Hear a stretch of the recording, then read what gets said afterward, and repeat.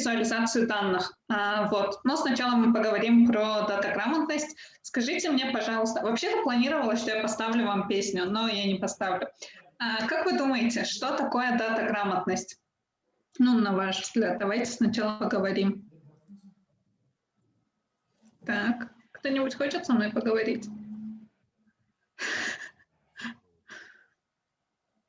Я сейчас принудительно начну это делать. Давай, Рустам, с тебя начнем. Что, по-твоему, такое дата-грамотность?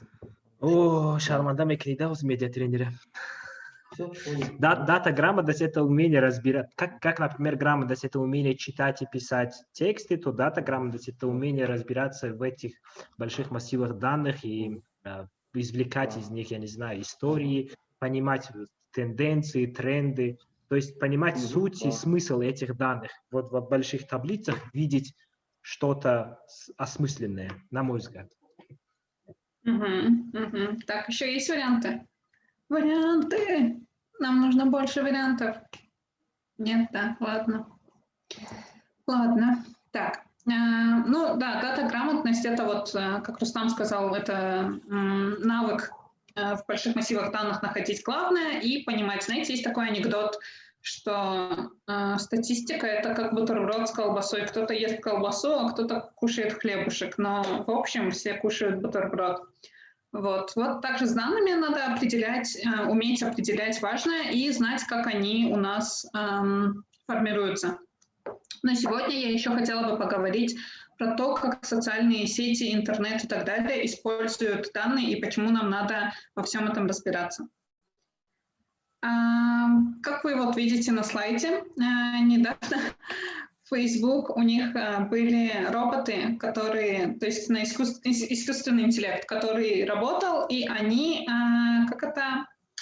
их всех остановили и запретили эту разработку, потому что эти роботы настолько обучились и стали между собой общаться, и создали свое сообщество. Вот. Но, как мы знаем, искусственный интеллект, он как раз-таки работает на данных. То есть они собирают данные в сети и потом уже формируются. Да?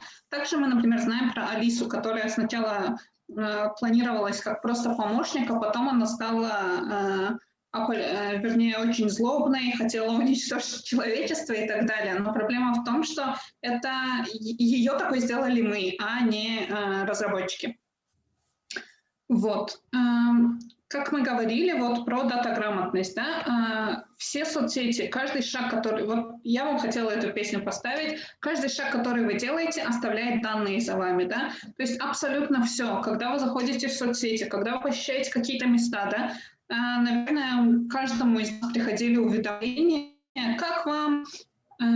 ЦУМ, пожалуйста, оставьте свой отзыв, да, хотя вы нигде не чекинились и так далее. То есть все равно большой брат следит и смотрит за тем, куда вы ходите, что вы делаете и как, чтобы и собирает постоянно эти данные, чтобы потом использовать их для своего продвижения. Если кто-то читал книгу 1984, я не знаю, читали ли вы ее, но как раз там такая антиутопия. И она писалась очень давно, но она вдруг стала таким руководством. То есть сейчас мы смотрим и понимаем, что все, что описывал там автор, сейчас стало реальностью, хотя тогда это выглядело как фантастика. И вот одна из очень хороших цитат. «Если вы хотите сохранить что-то в тайне, вы должны скрыть это даже от себя». Да, потому что даже когда мы говорим, наши телефоны записывают, отслеживают какую-то информацию, да, или вот буквально вчера мы обсуждали с коллегами телефоны, которые звонят, то есть вот эти шпионские телефоны. Тебе позвонили, ты даже не поднял трубку, но пока шли гудки, и несколько секунд после человек на том конце провода слышит все, что происходит рядом с этим телефоном. То есть поэтому данные очень важны, и мы должны знать, как себя обезопасить. В Китае в 2016 году появилась такая новость, что они вводят систему социального рейтинга. Да, то есть они собираются отслеживать абсолютно все. И опять-таки мы возвращаемся к первой сессии Всеволода Пули, когда он говорил, что мы живем в черном зеркале. Помните, там был эпизод, когда девушка, у нее был высокий рейтинг, потом он резко упал, и он все падал и падал и падал. То есть вот сейчас схожая ситуация в Китае. Они собирают данные. И чтобы как-то с этим бороться, вы должны понимать, какие данные вы хотите, чтобы о вас собирали, какие данные вы хотите скрыть, и как сохранить свою конфиденциальность. И как мы видим из новости, эту систему социального рейтинга поддерживают многие крупные большие компании. Паноптикум тут. Вы знаете, что такое паноптикум? Простите. То есть это такое пространство, в котором видно все. Сейчас интернет, социальные сети как раз-таки стали таким пространством. То есть, в принципе, можно найти абсолютно все, что угодно, о ком угодно при желании. Все наши данные есть в сети. Да, даже я так иногда делаю. Когда я, например, пришла в тот же Интерньюз на работу, про каких-то людей я просто гуглила. Найти какие-то и вещи какие-то появлялись. То есть всегда все остается в сети, и вы должны всегда думать, что вы хотите допустить в эту сеть. И есть вот цитата Геббельса, которую вы можете увидеть тут. То есть если вам нечего скрывать, вам нечего бояться, если вам нечего скрывать. Конечно, это ирония. Да? То есть он использовал это, он был главой отдела пропаганды и так далее, но мы понимаем, что сейчас все к этому идет, что любые данные, которые мы публикуем, могут быть использованы против нас. Да? Вот опять-таки возвращаясь к ситуации с Китаем.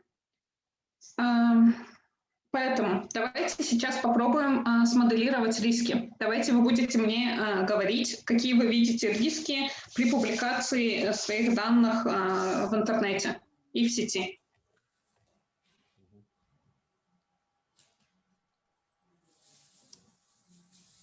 Я сейчас кота приведу, честно.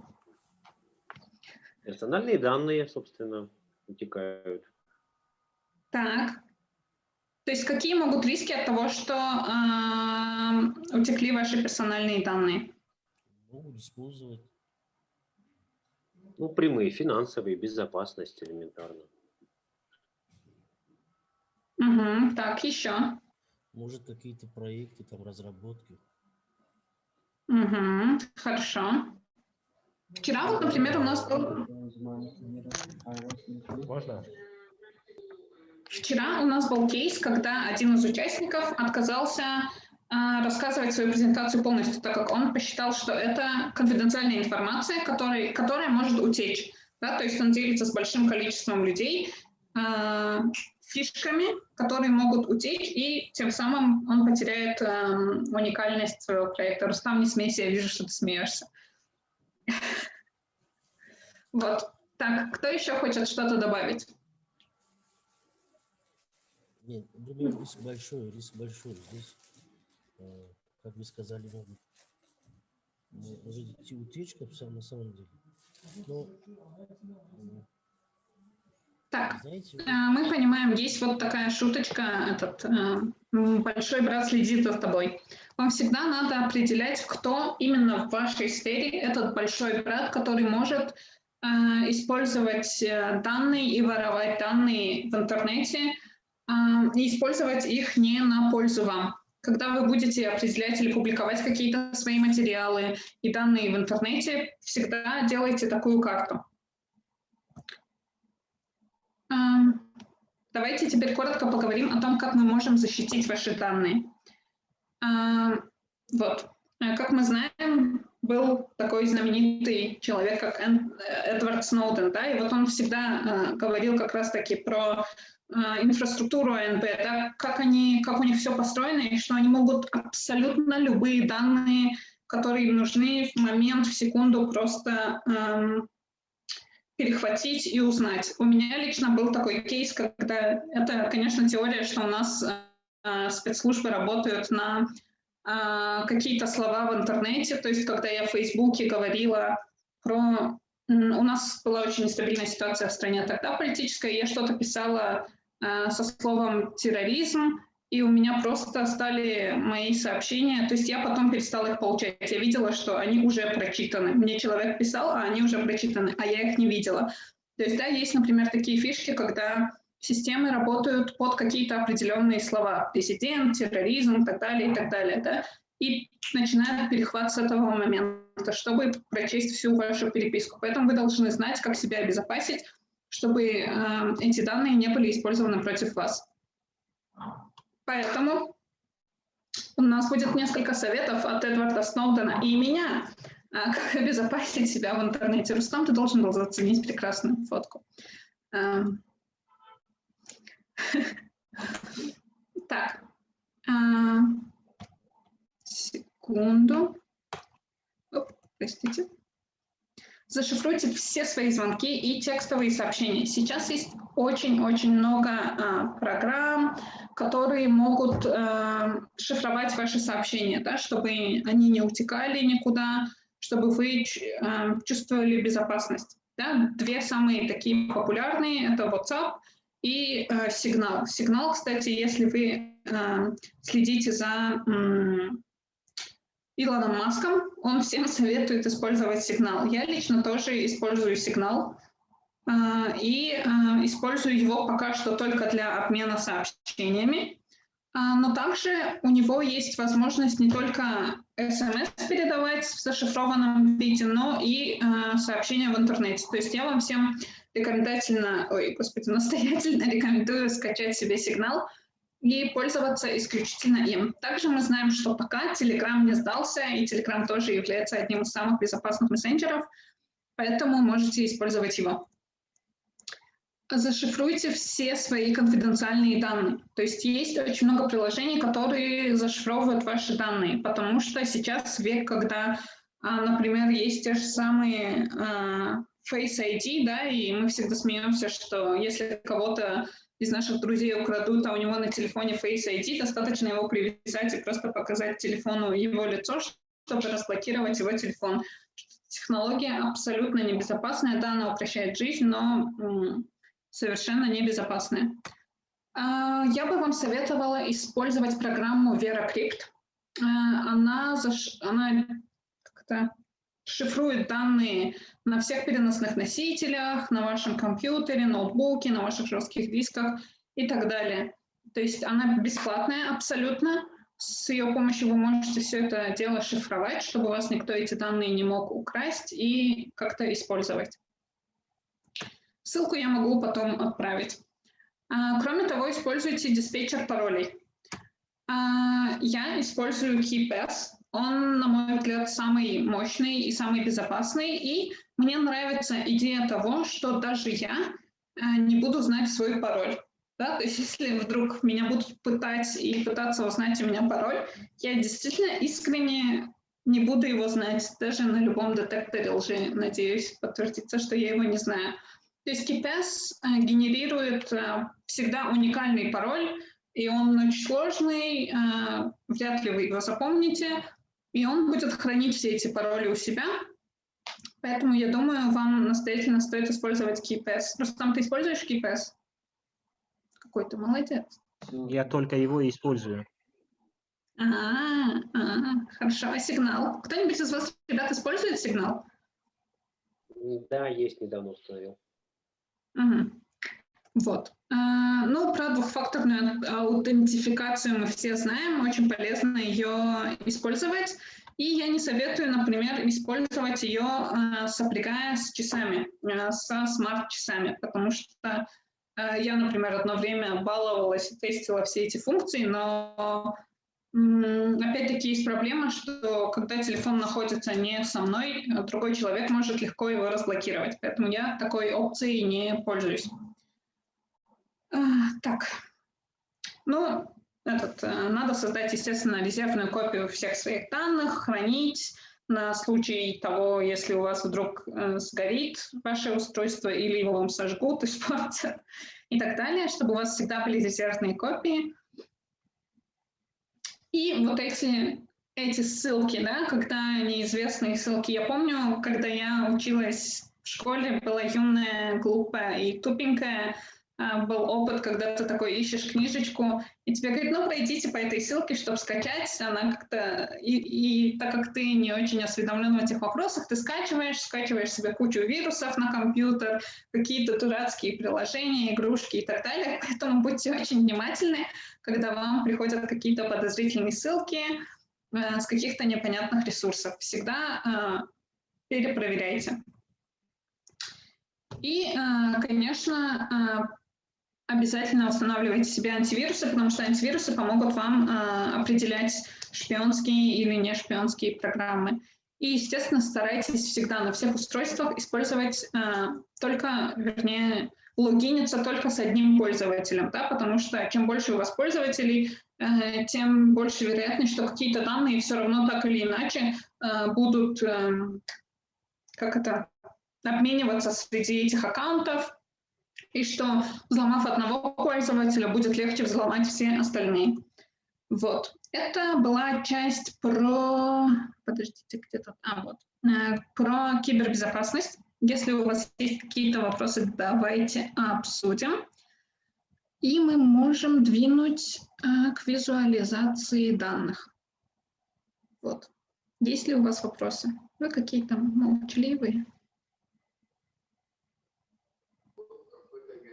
Можно вопрос? Да. Давайте далее. Если, например, меня взломали, то как мне восстановить свой пароль? То есть как обезопасить себя от взлома? И, например, сообщения приходят же в Google или MyLogin. Вот насчет MyLogin, как вы можете дать совет обезопасить MyLogin? Опять-таки, я бы рекомендовала использовать... Да, всем весело от MyLogin, у всех ностальгия. Я бы рекомендовала использовать вам вот эти менеджеры паролей, которые создают уникальные пароли. Они создают не только уникальные пароли, но очень сложные, да, в этом вся их фишка. Чем сложнее пароль, тем сложнее тавтология, тем сложнее его взломать. Да, поэтому вам нужно использовать вот эти генераторы паролей, потому что проблема же в том, что когда простые пароли, там, дата рождения или, я не знаю, 1, 2, 3, 4, 5, 6, да, или ходили раньше легенды, что стандартные пароли всех Wi-Fi это от 0 до 9. То есть вот такие вещи, их легко взломать. Чем сложнее ваш пароль, тем сложнее его взломать. Поэтому, но чтобы не ломать голову себе, не мучиться долго, не придумывать, а потом не забыть этот пароль, используйте менеджер и генератор паролей, который будет просто вам уникальный пароль создавать, и тем самым вы себя обезопасите.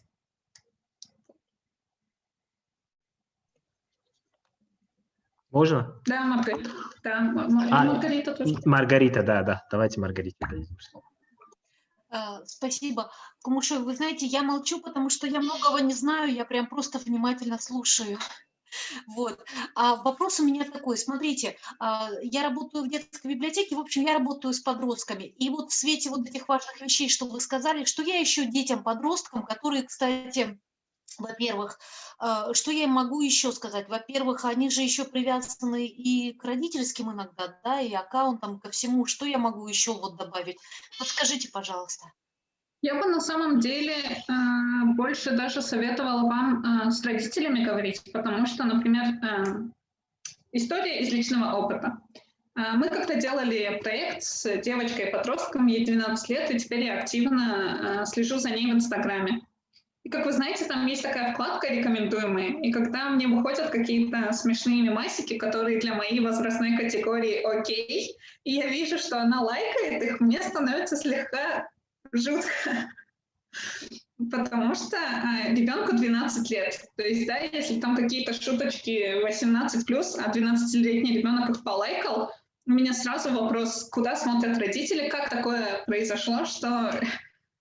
Да, я вижу твой взгляд, Рустам, что дети увидели, да, и поэтому я бы больше советовала родителям, во-первых, поговорить с родителями, если они делятся своим аккаунтом, да, и сейчас во всех соцсетях абсолютно выходят вот эти рекомендации, но они от предпочтений, то есть алгоритм следит и выдает. Да, и окей, там может быть смешанный контент для детей и взрослых, но где гарантии, что дети не пойдут смотреть взрослый контент, пока они не видят. Поэтому я бы, во-первых, рекомендовала говорить на эту тему с родителями.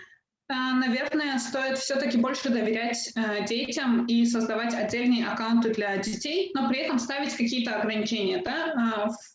есть те же приложения на телефоны. Да? У меня, например, подруга активно пользуется приложением, где она контролирует время в интернете своих детей. То есть она со своего телефона может заблокировать приложение в телефоне детей или может заблокировать какие-то ссылки.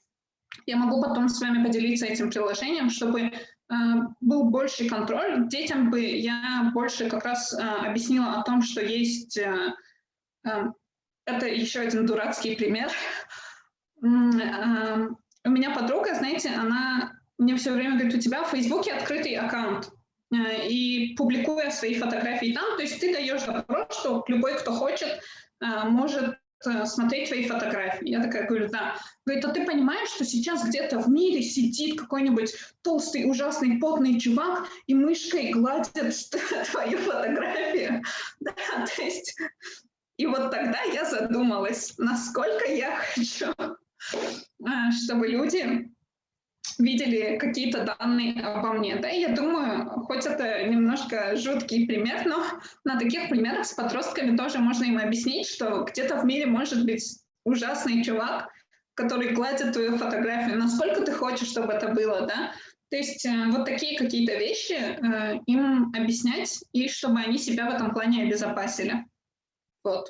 Ну и говорить им, что все равно любые данные можно, они все хранятся, и их можно найти рано или поздно, они всплывут. Да, например, я до сих пор пытаюсь сохранить тайну своей первой почты, как она называлась, но некоторые друзья все равно умудрились найти. Поэтому вот. Все, спасибо огромное. Если что, можно будет писать, да, на Facebook? Там закрытый аккаунт или Нет, просто можно... Я перестала публиковать в Фейсбуке много. Хорошо. Спасибо. Спасибо большое. Есть приложение, я узнаю точно, как называется приложение, которым пользуется подруга, и отправлю вам тогда, чтобы родители и дети могли как-то обезопасить друг друга и контроль какой-то вести. Ну, я думаю, в процессе у меня будут возникать вопросы, я время от времени буду вам писать. Ага. Спасибо вам огромное. Так. Есть ли у кого-нибудь еще какие-нибудь вопросы? Муж, вы скажите, пожалуйста, вот кто такие хакеры? Так, хакеры – это программисты, которые нацелены на взлом каких-то данных, да? То есть они взламывают базы данных, хотя у нас, в принципе, все базы данных, знаете, вот эти люди, они обычно в коммерческих или некоммерческих целях взламывают аккаунты, базы данных, сайты и так далее. Вот.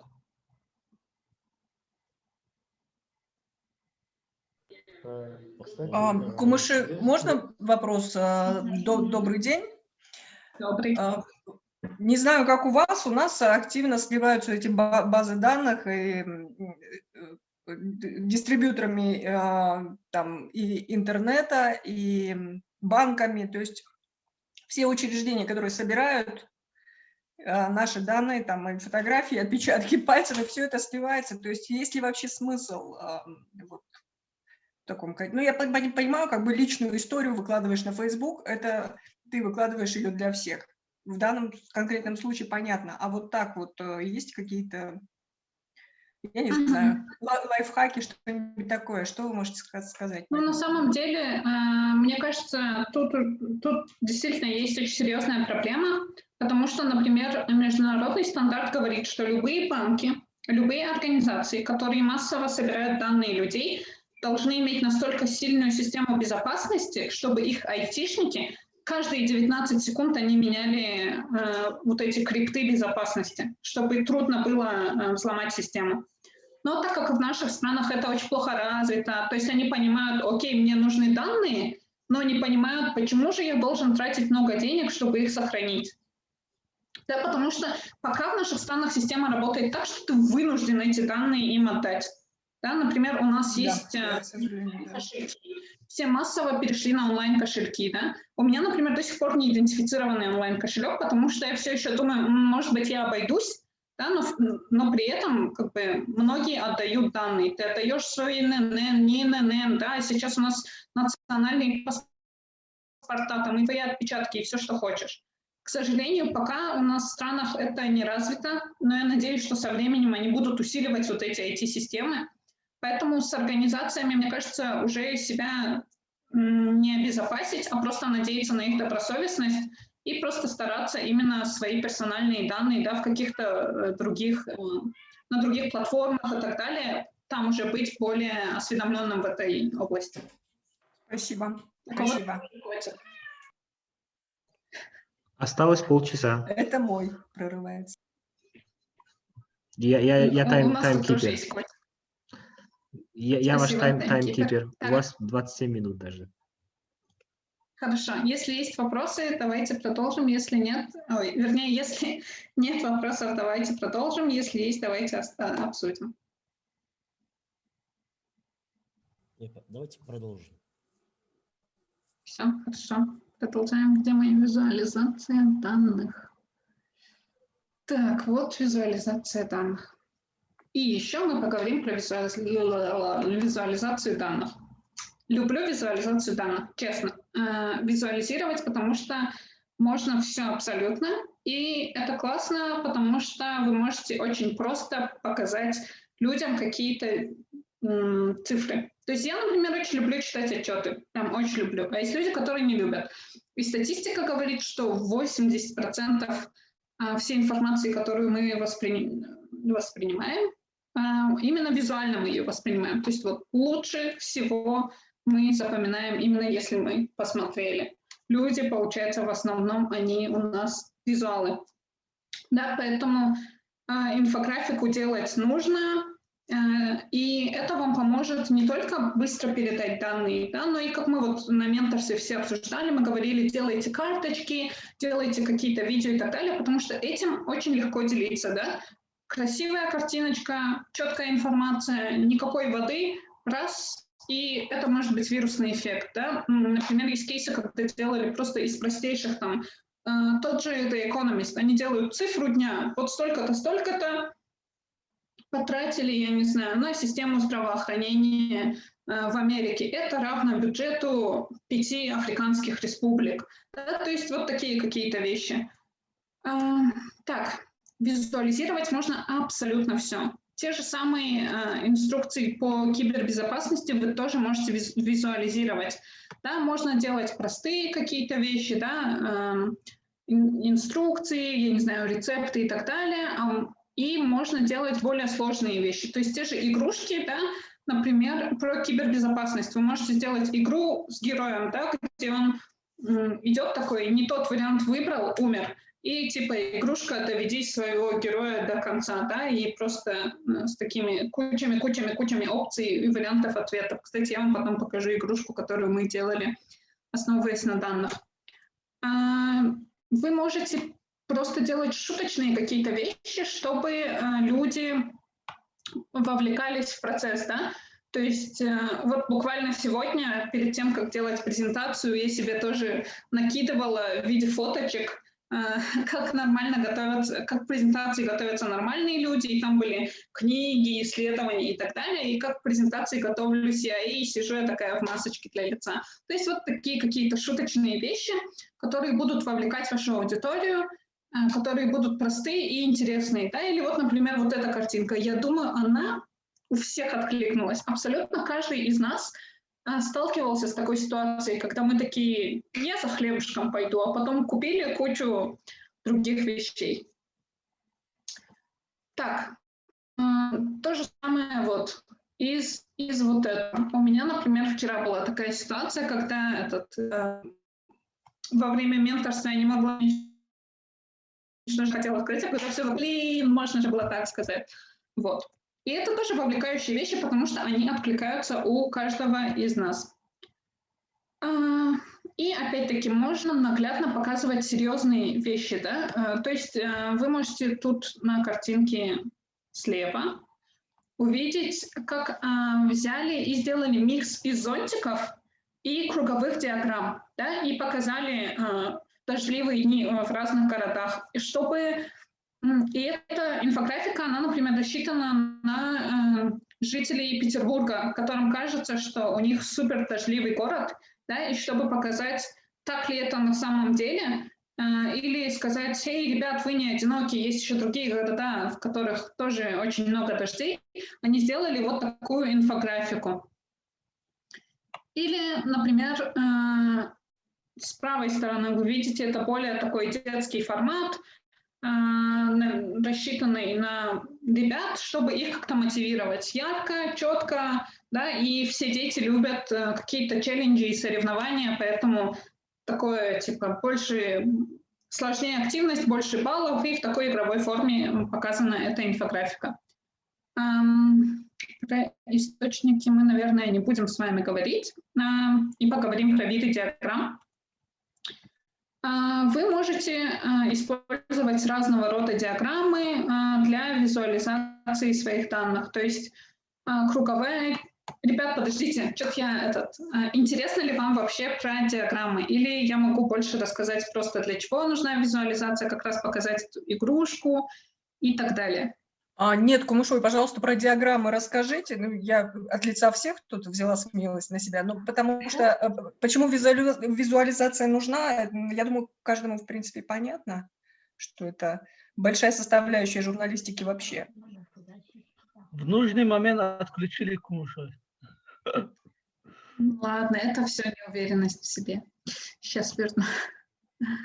Так, вот. Круговая диаграмма. То есть мы понимаем, что в основном это все основывается на данных, и первый шаг – это все показать в диаграммах и графиках. Круговая диаграмма, она показывается, как мы видели, например, про зонтики, она показывается для сравнения нескольких величин, но, пожалуйста, не сравнивайте больше 5 величин, потому что потом этих кусочков будет очень-очень-очень много, и очень трудно будет понять разницу. 5 – это вот прям самый верхний порог. Она показывает именно одно целое, да? То есть вот как в случае с зонтиками, показывалась доля дождливых дней от всего года. И поэтому вы показываете одну, то есть сравниваете, как это, из одного целого выделяете именно то, что вы хотите показать, или из чего состоит это ваше одно целое. Как, например, я не знаю, можно рецепт так визуализировать в круговой диаграмме, из чего состоит оливье, хотя там очень много ингредиентов. Так, столбцовые диаграммы. Они нужны для сравнения нескольких величин разных. Например, я не знаю, каких продуктов, в какой теме по медиаграмотности люди больше всего осведомлены, да? И у вас там есть, я не знаю, кибербезопасность, факт-чек, дата-грамотность и так далее. И вот вы сравниваете, да, вы провели опрос, вы сравниваете, но желательно показывать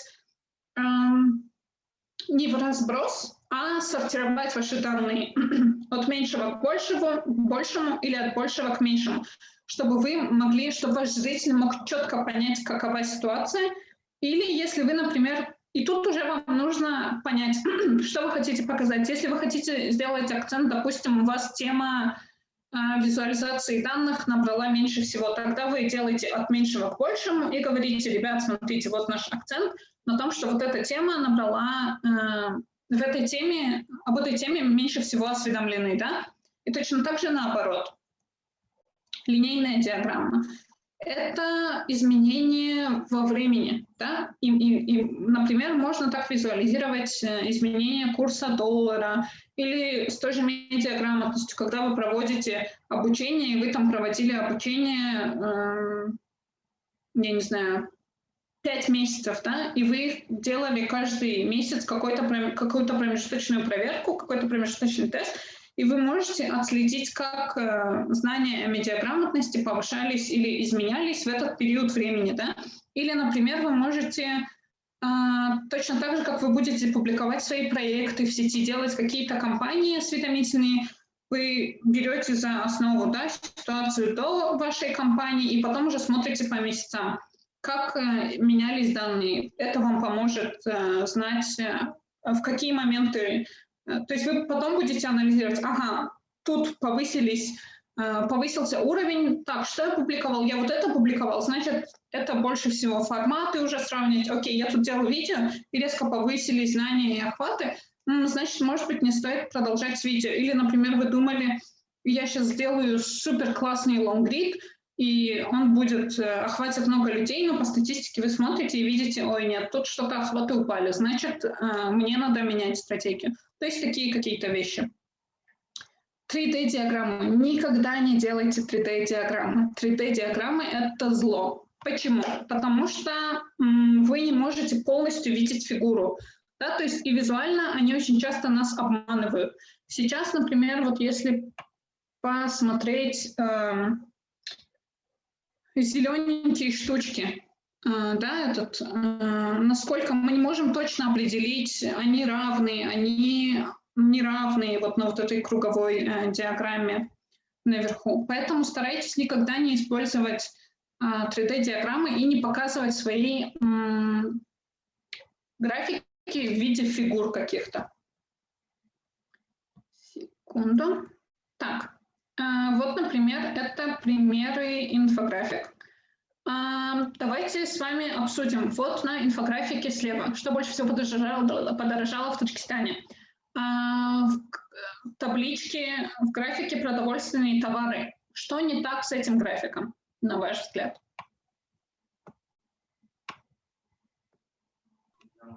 Вообще непонятно, кажется. Не, вот тут я смотрю, продовольственные товары, морковь и сливочное масло. Здесь много чего пихали. Очень много как бы чего. Ну, тут долевое распределение, а раз оно долевое, то тогда должно быть, наверное, сопоставляться с чем-то. Так, Мне непонятно, например, понимаю, да, что красная шкала показывает, и что зеленая. То есть я вот тоже не могу уже увидеть. Так, еще. Сверху вниз. Да. Сверху вниз. Я бы понял, если бы они были одного уровня, и процентовка тогда как бы, соответствовала, наверное. А так они разного уровня, и сиди, считай, Кстати, 1 обратите 9 раз. Что Разные. они показывают. Угу. Разные, где-то Да. они измеряют в раз, где-то так, где либо вы выбираете проценты, либо вы выбираете разы, либо вы выбираете количество, да, то есть неприменимо к этой, допустим, так, что у нас, я не знаю, ну, то есть картошку вы когда будете, нет, не картошку, ладно, сейчас я подумаю над нормальным примером. Возвращаясь к этой инфографике, да, то есть действительно тут непонятно, что они зеленым показали, что они красным показали. Если и даже логически догадаться трудно, да, потому что, окей, если морковь, если мы говорим, что зеленый – это база, бедный Рустам загрузился, если зеленый – это база, а красный – это то, что выросло, но тогда зеленый и красный у столбика с морковью должен быть почти одинаковым, верно? Да. Или, например, как они разы с процентами сравнивали, тоже очень трудно. Так, пойдемте к следующему графику. Непродовольственные товары. Что не так там? Это разные товары, но при этом показывается как будто динамика как бы в годах, например, да? Динамика цен на один и тот же товар. Ну, так легче, наверное, показать. А вот что это разные товары, тут вообще эта диаграмма не подойдет. Так, еще. А самое главное, там бытовая техника между этими, как бензин и жжение. Так, а вот посчитайте столбики, смотрите, они сделали линии, чтобы вам было легче визуально посмотреть и сравнивать, но мы понимаем, что две полосочки – это 6 и 6. Еще плюс две полосочки – это должно быть 13 и 2. Но у них плюс две полосочки – это 12 и 1. Да? А еще плюс две полосочки, то есть это у нас 6 умножить на 3. Я сейчас просто буду это так и делать. 19,8. Да. 19,8 должно быть, но у них это 18,4. То есть они вас визуально обманывают еще и в этой своей тенденции непонятной. Да? Двинем дальше. Скажите, извините, это реальные графики или же это учебный такой образец, как не надо делать? Это из наших СМИ таджикских. Да? Это реальные графики о том, как не надо делать. Да. Очень здорово. Это крупнейшая СМИ опубликовала. Очень хитрая СМИ, очень хитрая редакция. Да, поэтому надо быть дата-грамотным, да, чтобы эти все вещи сразу понимать, да. Или то же самое, например, сейчас можно привести примеры. У меня друзья делали с закрытием станций метро, да, в связи с событиями в России. Многие станции метро, они просто закрывают. То есть они проезжали, да, не выпускали людей на этих станциях метро и так далее. И ребята просто, и они обосновали это тем, что они всегда в это время закрывают эти станции и уведомляют граждан о закрытии. Так ребята собрали все уведомления, которые были, собрали все случаи закрытия станций. И просто это сопоставили, и было понятно, что вообще такой практики нет, что просто так не закрывают станции, да, и очень вообще закрытие станций происходит очень редко, они прям в количестве посчитали. Они указали, что обычно это уведомляется население посредством WhatsApp рассылки и указывается там, это ремонтные работы, со скольки до скольки и так далее, да, что тут просто люди нагло закрыли эти станции, боясь, вероятно, каких-то миттингов и так далее. А фидбэк был какой-то?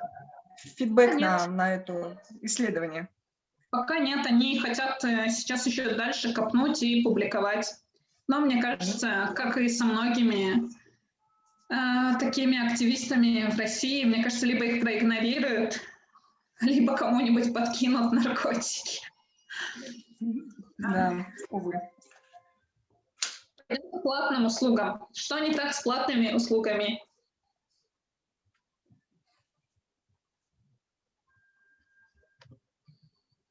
Это то же самое, что и с продовольствием, кажется. Тоже непонятно вообще. Во-первых, непонятно, как они выбирали категории. Да, я не думаю, что... То есть самая частая среди населения платная услуга – это покупка авиабилетов. То есть, как они это потом, как они сравнили 10,4% регионов и на 300% столицы, как они это тоже поняли, разделили, непонятно. Ну и опять непонятное разделение с зеленым. Окей. Так, зеленый – это у них рамочки для текста, для заголовков. 6,4, вот как. Но все равно что-то как-то как 300 и все остальное вяжется, просто непонятно. Так, и у нас дальше идут страны-лидеры СНГ по росту цен. Так, что вас напрягает в этом графике? Нету акцента. Ну, Таджикистан можно было бы выделить, на мой взгляд. Половина стран не входит в СНГ. А, да? Да, кстати, да. Вот. Ну, они взяли бывший СССР, да, тупо. Раз, два. Так, ну, Прибалтика тут лишняя, на самом деле. Грузия, Азербайджан, почему они объединились? Это единая страна? Потому что они да, по каждому по 1,5, но места не хватало, поэтому они... Да, я тоже так думал. Типа, да, ну они, это же Кавказ, да, типа, Кавказ объединим. Да, то есть, как они, и непонятно, вот можно строить кучу гипотез, да, что места не хватало, или что у них на двоих по 1,5%. То есть, вообще непонятно. И что они хотят этим сказать? То есть, все равно это зависит от экономики. То есть это очень такие субъективные вещи. Зачем они привели этот пример, непонятно. И давайте перейдем ко второй. У нас 8 минут, кстати. Я ускоряюсь, честно. Цен на что? Глобально цены не конкретизированы? Они посчитали все цены на все, сделали среднее арифметическое и вывели. Так, давайте в эту сторону. Что не так тут?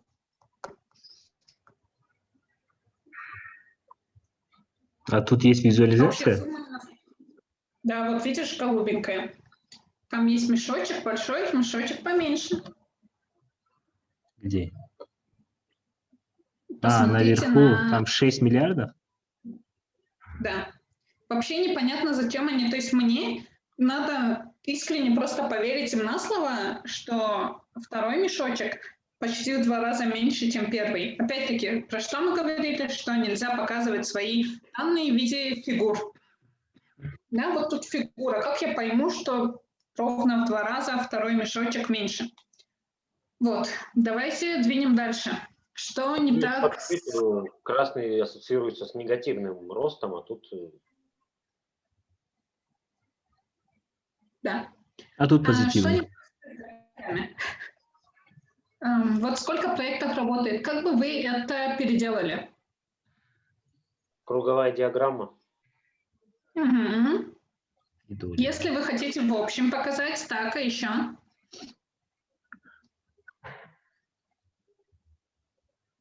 Или можно сделать столбиковую диаграмму, да, чтобы сказать, да, что, допустим, больше всего таких-то проектов. Или, да, это выводить в историю, зацепиться за 12 кредитных, ведь у нас меньше всего кредитных проектов. Давайте с вами подумаем, почему их меньше, какие, на какие сферы они уходят и так далее.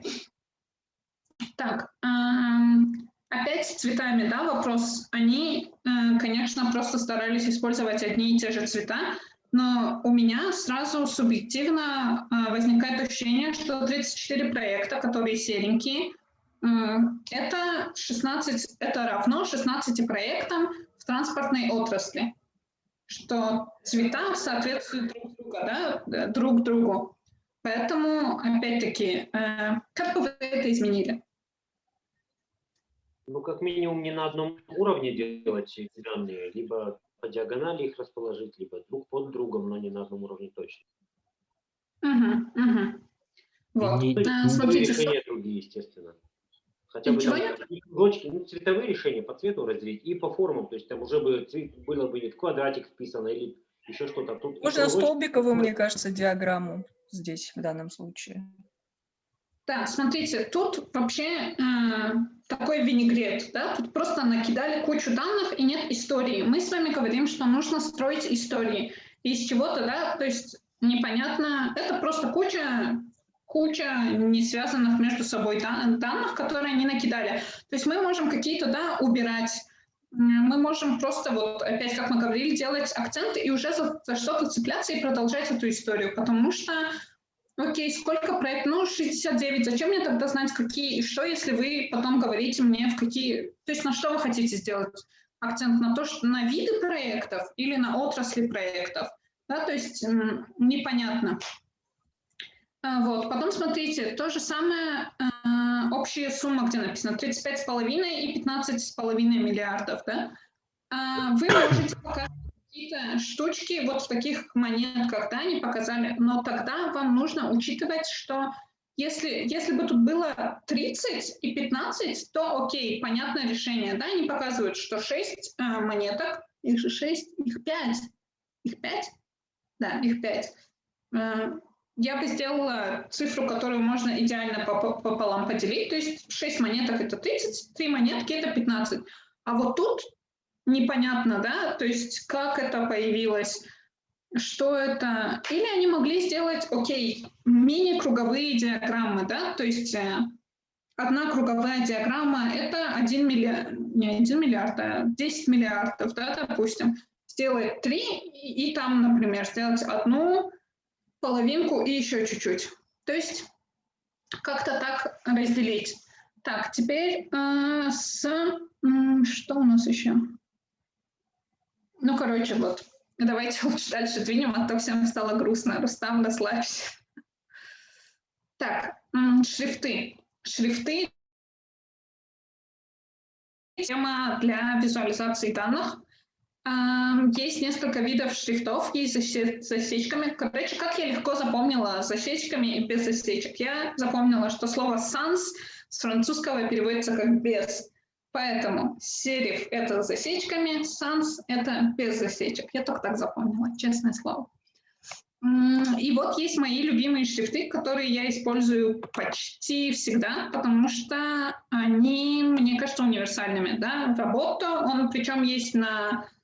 То есть таджикские шрифты тоже адаптированы под работу, есть Освальд, есть Монсеррат.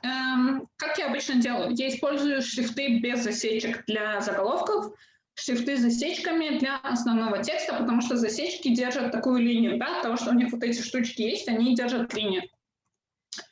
Да, вот. Есть рукописные. Терпеть не могу рукописные, но, конечно, это зависит от ваших нужд. Да? Если вы делаете какую-то инфографику тематическую, то, конечно, вам нужно использовать. Да? Так, например, мы можем заметить, что на всякие 14 февраля, какие-нибудь милашечные 8 марта и так далее используют вот эти милашечные шрифты, чтобы передать настроение. Вот. И если вам нужно передать настроение, вы как раз используете эти шрифты. Декоративные. Короче, у нас мало времени. Поделюсь ресурсами, где скачать шрифты в Padlet. Закину прям туда ссылки. Вот. И по цветам. Вам нужно обязательно определить цель, да, что вы хотите показать своим дизайном, какие эмоции, да, потому что вот как раз Сергей очень правильно отметил, что красный – это обычно негатив, да, и когда эти ребята используют, кажется, что 6,5 миллиардов – это либо мало, либо плохо, либо что-то не так с этой цифрой. Определите аудиторию, да, у всех у нас, я все дни всех мучаюсь тем, что надо точно нарисовать портрет своей целевой аудитории, потому что, исходя из этого, вы будете подбирать цвета и дизайн, да. То есть вы не будете делать какую-то из темных цветов инфографику для ребенка, да, или о каких-то добрых темах вы тоже вряд ли будете использовать какие-то очень серьезные темные цвета. Вот. И нужна система. На самом деле, обычно я показываю свою страшную инфографику, которую я делала в первый раз, где она была из миллиона цветов, и это было очень страшно. И потом для меня появилась такая система. У меня всегда есть один фон, есть главный тон, и есть, в котором я делаю акценты. Можно использовать до 5 цветов.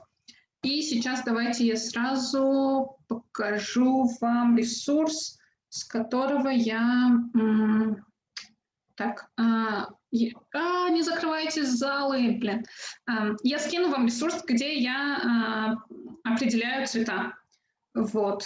И пока я вам могу показать игрушку, которую мы делали, ссылку на нее я тоже скину в Padlet. Мы делали вот такую игрушечку, такой тест, где мы собрали все данные про девочек, мальчиков в Таджикистане и сделали вот такую игру. Вы ее проходите, отвечаете на статистические данные.